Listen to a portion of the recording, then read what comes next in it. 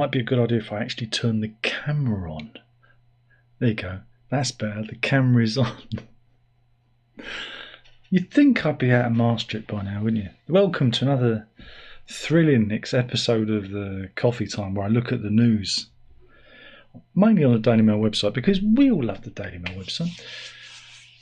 Well, follow up to yesterday's story, we was talking about the bad blood scandal that's engulfed us. It's NHS scandal that's affected over 30,000 people in the UK, where they were given blood products that were infected by HIV and hepatitis B and C. So, yeah, we're doing a follow-up to that, really. Dishy Rishi, he got up in the Houses of Parliament. He's the poor sod who's had to apologise for Thatcher and Major and Blair and Uncle Tom Cobley and all those prime ministers who were directly responsible for this, and every single health minister from, I think, Ken Clarke onwards should be held upon the cards. But let's rewind. Ken Clarke, he was a name I mentioned yesterday, and again, this story was at the forefront of my mind because I watched A World in Action documentary show, and I didn't know when it was. I actually looked it up. It was 1985. You can go and watch it. It's on YouTube. 1985. As a kid, I watched them expose this. I'm going to say it again. 1985. I knew about it. And again, at that time, HIV and AIDS was a very big thing in the news. And to see this documented as a how old would I have been, 14-year-old, it terrified me. You know, and I realised, even at that tender age, what an absolute scandal it was. And I've always followed the story because, I don't know, it affected me. I think, it was because of the shadow of AIDS, HIV, hung heavy over us as teenagers. And to think that, you know, if you went into hospital and you had an operation or you were a haemophiliac, there's a good chance that you could be infected by, you know, NHS negligence and greed. Well, anyway, there are calls now for Ken Clarke to lose his peerage. Absolutely. And all these people should be thrown in jail. Everyone involved, everyone who had a finger in it, who was aware of this, should be punished. But they won't be, because all you've got to do is look at all the other scandals that we've had, whether it's Windrush or Hillsborough or Grenfell or the post office scandal. No one really gets punished. There might be a fine, but nobody goes to prison. Nobody gets their metaphorical collar felt. And it's about time that this happened. I listened to Andy Burnham on the radio. He was talking about, now he was health minister under, I guess it would have been the dying embers of the Blair Brown government.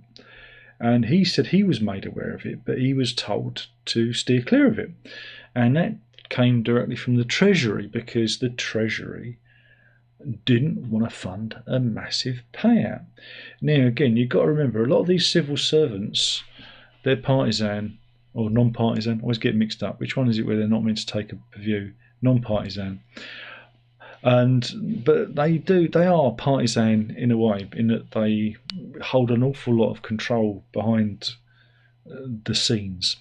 And this is what, I mean, again, that swivel-eyed loon Dominic Cummings wanted to disassemble.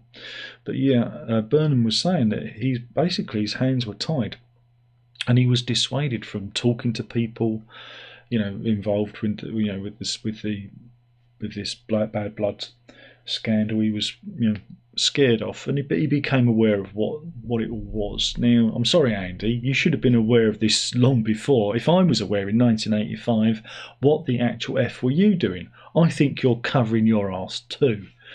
Again, this was known about for many, many, many years, and all of them should be held accountable for this. Every single one of them.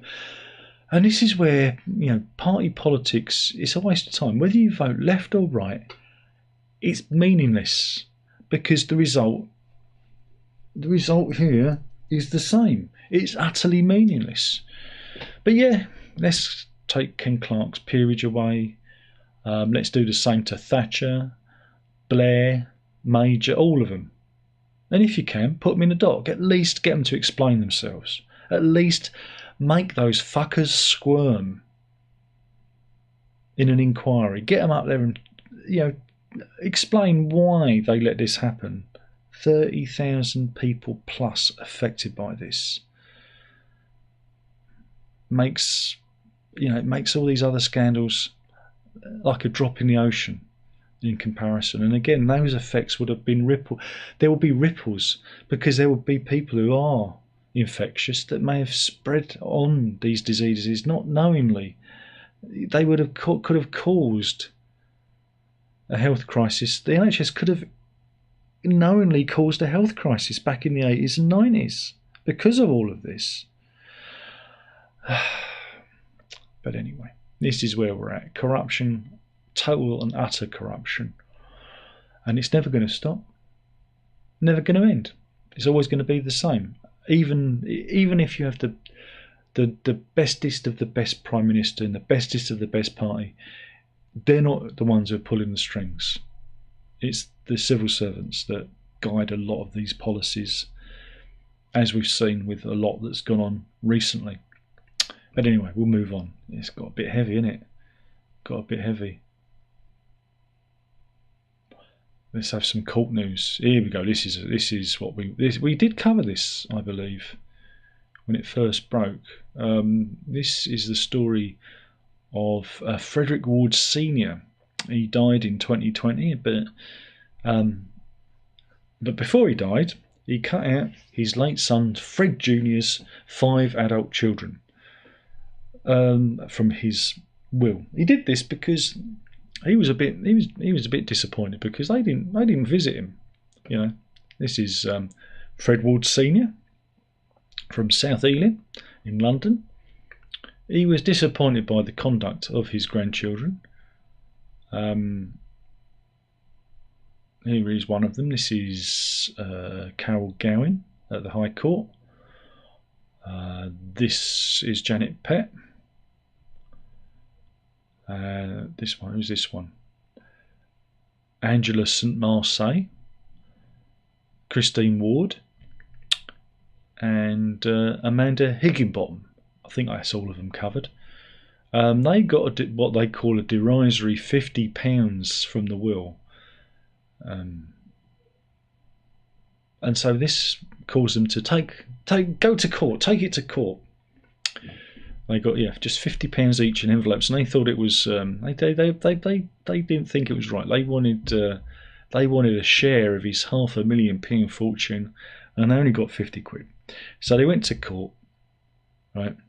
They went to court, and the judge, he's made his ruling. Oh, what did he say?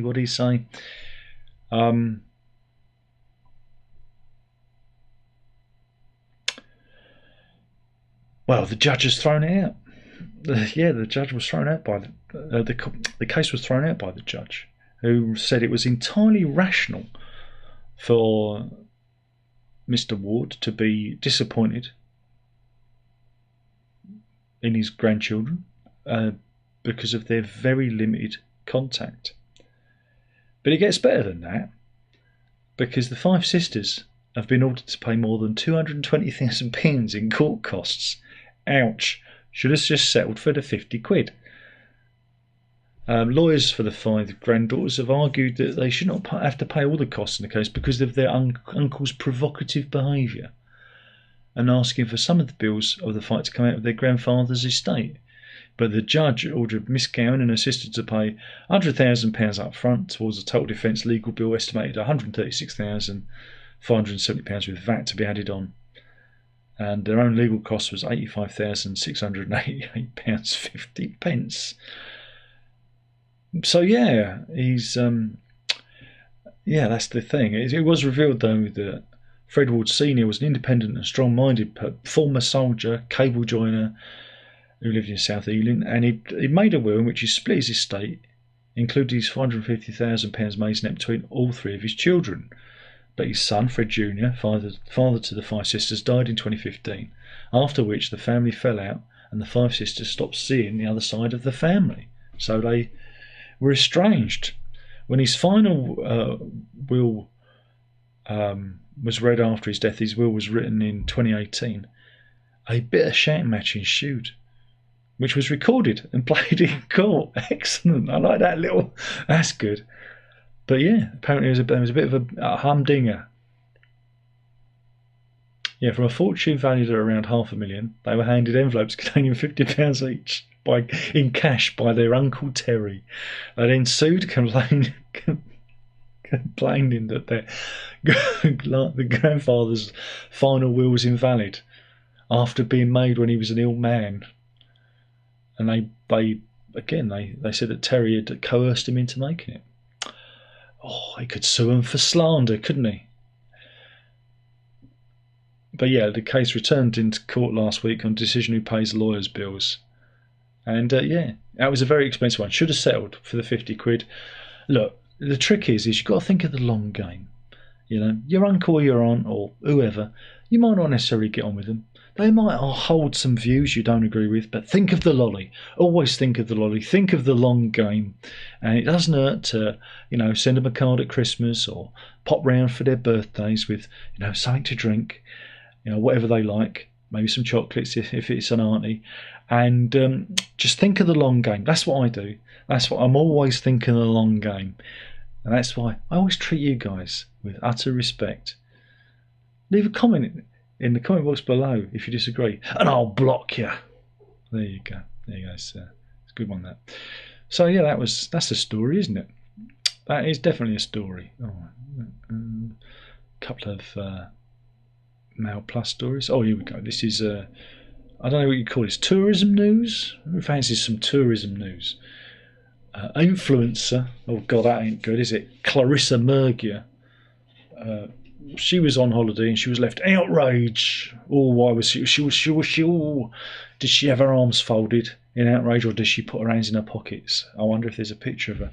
But yeah, she paid for a room with a sea view, and she says she paid quite a bit of money for it. But when she arrived into the hotel room, she realised that she hadn't quite got what she paid for. And again, the picture doesn't quite give it away. I mean, it looks fine. I mean, who would complain with that, eh? Who could complain? Who could complain? That looks like a room with a view, but yeah, turns out that it wasn't a sea view at all, but it was a poster on the building opposite. Again, you've got to get the right angle. That's one angle of it, but the next picture gives it away. Let's see, it was actually a poster on the opposite building. So she didn't get a sea view at all. So naturally, she was outraged. I can understand why. But yeah, I don't know. I think it's quite industrious, really, isn't it? It's quite creative. Come on, you got to give them a round of applause just for coming up with that. Meanwhile, we're going back down. We're going to down to the southwest. I was going to do this, but did you know in the southwest everyone's got a terrible tummy bug because of cryptosporidia in the water supply? Because here we go. I'm going to go on a rant again. Southwest Water has completely not maintained the water system down there, and so cryptosporidia, which is a horrible little bug, has got in. They reckon there might have been a leak of some sort of effluent into the water supply. They're not sure yet. But yeah, 17,000 homes were left with undrinkable tap water. 2 people ended up in hospital, and swathes of people were very, very sick with, and at both ends, sickness and diarrhea. So I guess it's the politest way. Not the screaming abdabs. We call it the screaming abdabs. But yeah, the locals are going to get £215 in compensation for their troubles. Isn't that nice? Isn't that nice? But yeah, Southwest Water have revealed it's paying out £3.5 million in compensation. It works out to be just over £200 in compensation per household. Meanwhile, I think there was actually, I did hear about there being a meeting, and of course, the shareholders wanted to know how this was going to affect their profits, because that's the thing. And again, we have a little picture here. This is bottled water being handed out down there in the southwest. Was it near Torquay? No, it was Brixham. That was it, which is just south of Paynton. Brixham, funny enough, is the warmest place in the UK. I've always wanted to live there. Not so much now, but I heard once that it was the warmest place in the UK, and I thought, sounds quite nice. But not so much. I could do with the screaming abdabs. Not a good look. But yeah, this is Thatcher's legacy. Here we go. Oh God, here he goes again. A long time ago now, around the same time as the blood crisis was made aware of, the Conservative government, God bless their cotton socks, decided to sell everything off. Whether it was social housing, whether it was the utilities, electricity, water, gas, everything was up for grabs, because this was one way dear old Maggie, the Iron Lady, could kickstart the British economy. And boy, wasn't it a good time. Greed is good, we said, flicking our braces, because we all wore braces back then.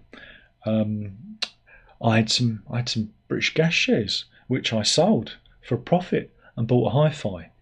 Look, I was only like 16 at the time, so come on, I can be forgiven. I bought a hi-fi, goddammit. And but yeah, everything was up for sale, and so they privatised everything. And this is the result of that. Years and years and years and years and years and years and years of profit harvesting, because that's what they do, and not maintaining the systems to the standard that it needs to be. And of course, there's more people, more water, more effluent. You know, if there's more people, more resources, and you need to bolster all these systems. Thames Water is in a similar situation. It's already gone bankrupt, and they've put out bit. We're going to pay for it. We're going to pay for their incompetence. Of course we are, because that's what happens. The shareholder is supreme. As long as they get their money, everyone else can go to. Right.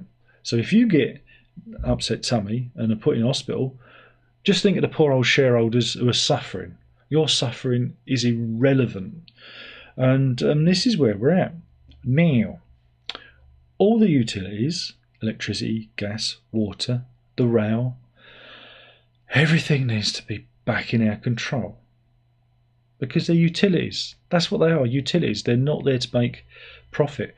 Thatcher said, you'll have choice. I'm giving you all a choice. I'm opening up the market for choice. She did a similar thing to the TV industry. She opened up the TV industry. And look at that fared for ITV. One company now. This is it. This is what will happen, is there will be one company. And all these, whether it's like all those industries that I've just mentioned, all need to come back under control. The railways already are, because they can't turn a profit, and they were heavily subsidised by taxpayer money. And this needs to happen with all of these things, purely for the safety of the British people. Because we're going to see, we've had bad blood, but imagine, yeah, cryptosporidium is one thing, but there are many other things that can be spread in the water supply that could kill thousands of people. Thousands of people.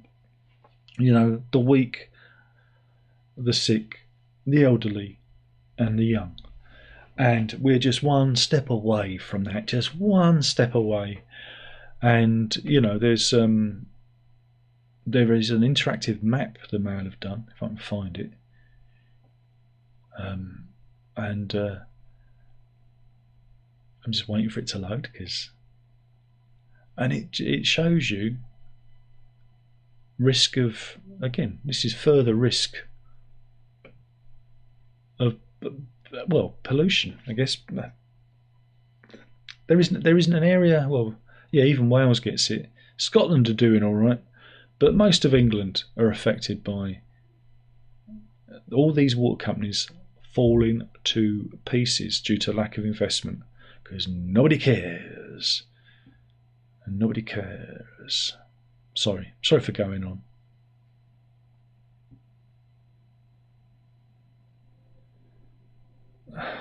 Okay, let's do some stupid shit. Influencers again. This is coming from TikTok. If I tell you this is so dumb, it's unbelievable. Experts are warning that young people are risking skin cancer because influencers are putting up videos telling people not to use SPF sun creams. And they claim that SPF lotions are toxic and more cancerous than the sun. Videos claiming that suntan lotion contains chemicals that are more cancerous than the sun have racked up thousands and thousands and thousands of views on TikTok. And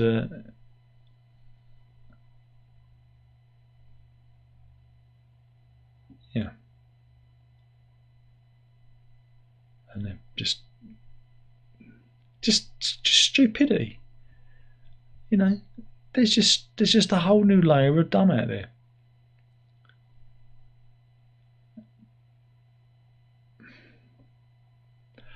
Dr. Bav Shergill, who's a consultant dermatologist at the Queen Victoria Hospital, London, says sunscreens are safe and effective and a way to protect your skin from burning and other forms of sun damage. Millions of people use sunscreen over many decades, so we can be confident about their safety profile.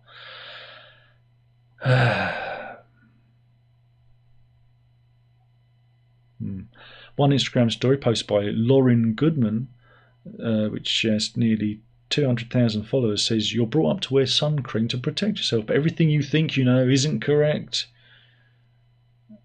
Training your skin is key.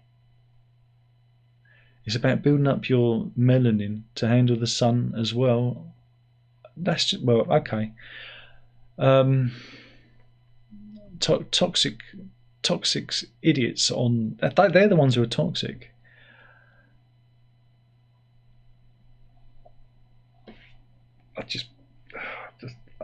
We're doomed. You know, we're doomed as a species. You do know that. Meanwhile, let's go down to Cornwall.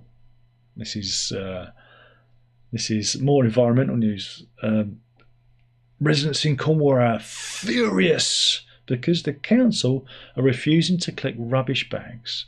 And this has happened for weeks, many weeks. Do we have some pictures? Yes, we do.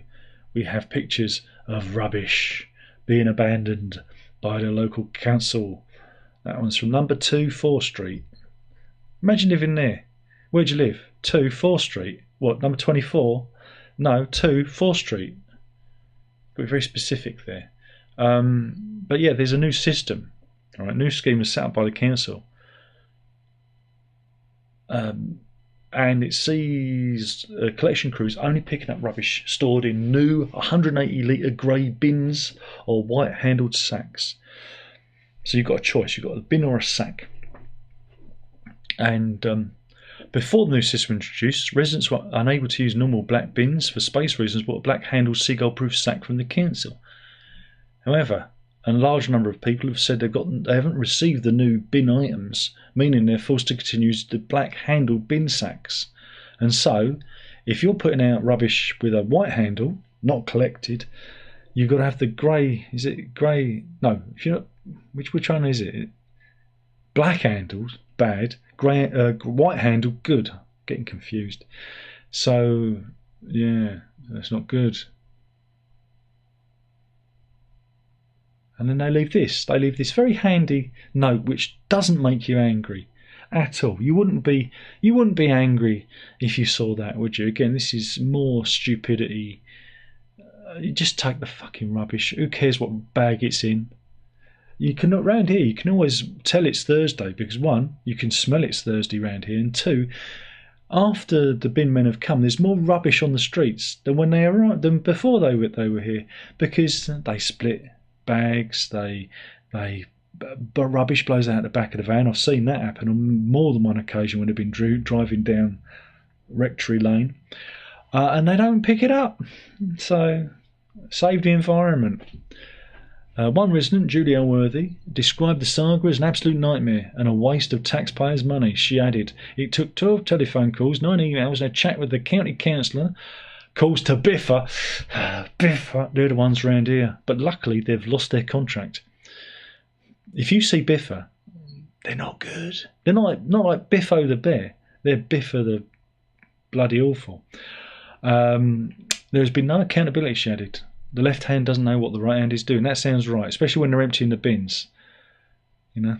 But last Wednesday was the last straw. I'd take my rubbish to the tip, which was 34 miles away. It was time consuming, as we couldn't leave all our rubbish piling at the bottom of the lane. So there you go. This is Cornwall, buried in rubbish.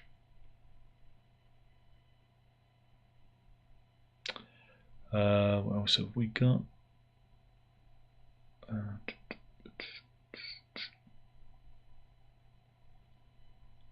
That's a shame. I'd like to do that one, but it's a Mal Plus story. Meanwhile, Jonathan Dimbleby backs assisted dying rights for terminally ill. Interesting, if you're into that whole euthanasia issue, is the Channel Island of Jersey are voting on whether to allow euthanasia. Now, if it passes, it could be a whole new industry.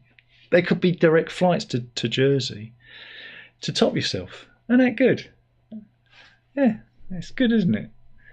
Yeah, no, okay. But yeah, we'll have to keep our eye out for that. Again, whilst I think, we should have the right to make that decision under certain circumstances, I think you should be terminally ill. You read a lot about people who are just a little bit glum, going to Dignitas, and I don't think that's necessarily a good thing. But hey, it's their money if that's what they want to do. But I think it should be strictly regulated. Again, this is why the disabled are very anti-euthanasia, because there is a strand of our society that be only too willing to get rid of them, and the euthanasia could be used to, badly, to rid ourselves of a whole strand of society, not just the disabled, but the mentally ill. It's not a good thing. So you've got to be very careful with it. It's got to be strictly regulated. So, boy, it went a bit deep then, didn't it? A bit deep.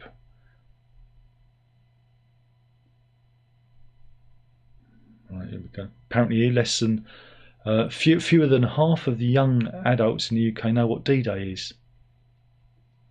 It's because they're stupid.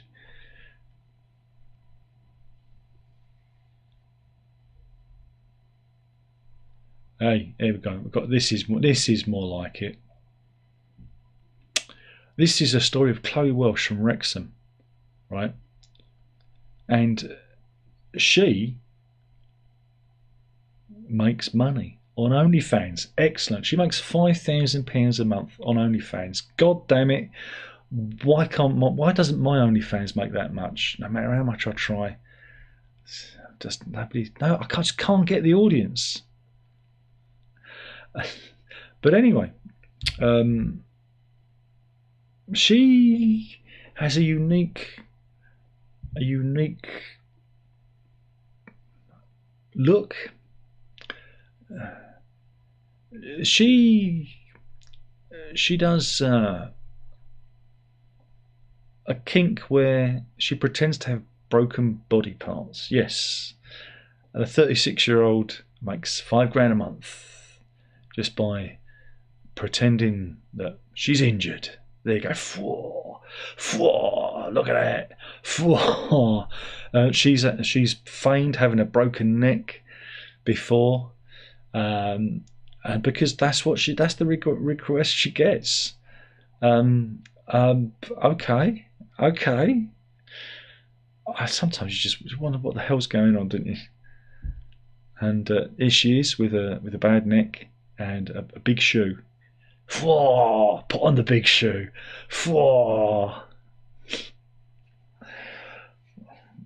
We're doomed. Totally doomed. There's something for everyone out there. There's something for everyone. I hope there's an animal story today. I really do. Right, let's see if I can find an animal story. Oh, I've just found an animal story. And this is stupid. Oh my goodness. I've literally, next story down. Just going to see if this is going to queue up. We're going to New Zealand for this. And this is, you you just, again, the levels of stupid that you find is just bonkers. Come on, you can do it. I'm just waiting for the Daily Mail website to wake up. Come on, you can do it. I'll try that again because it's frozen. But yeah, this was filmed off the New Zealand coast, and I'm just waiting for the footage. Come on, come on, you can do it. Here we go. Right, I've got to rewind it because it is bonkers. Right, here we go.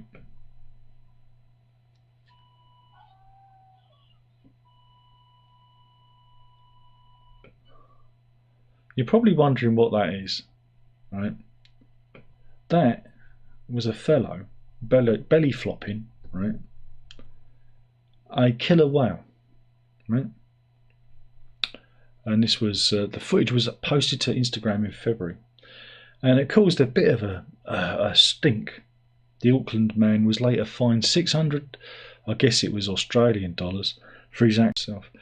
I did see in another version of this story that the whale was actually swimming with its calf. That it was a mother nursing a calf. I think, yeah, I think you might be able to see it there. I don't know if that's, I don't know if that's the calf next to it there, but so yeah, what an idiot, what an absolute arsehole. They're everywhere. You can't get rid of them. Yeah, shame it weren't a killer. Shame it weren't a great white shark. Hunk. I did read a story of a woman who got swallowed whole by a shark, but I can't find that one. I should have saved it. Oh no, we do this one. We've got to do this one.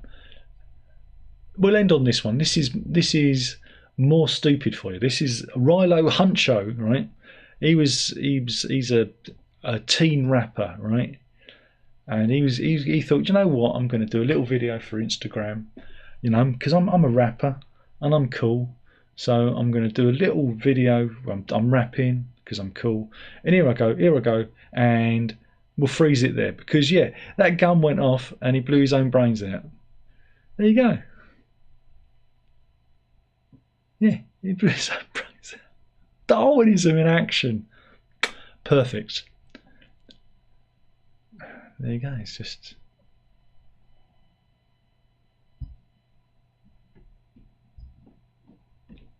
What else have we got here?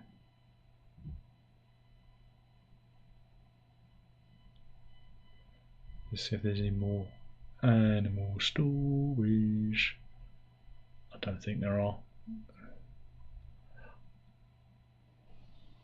No, I think we'll end it there then. Yeah, we'll end it there. Because there's no more animal stories.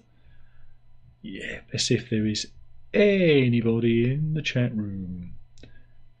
Let's see if there's anybody in. There's Hacken has retracted his message because it was too spicy. Hetty's in. She said, good afternoon. Have a nice day. Same to you. And G-Man's in again. How do? I'm doing good. Hopefully you're all doing good too. Only 5 viewers. I've scared them away.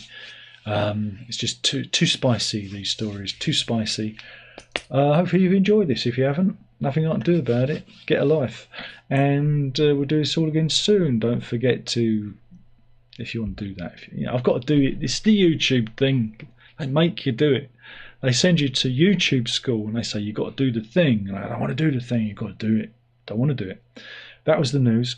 Killing the channel, one video at a time. You know you've got to drink it out. Ta-ta.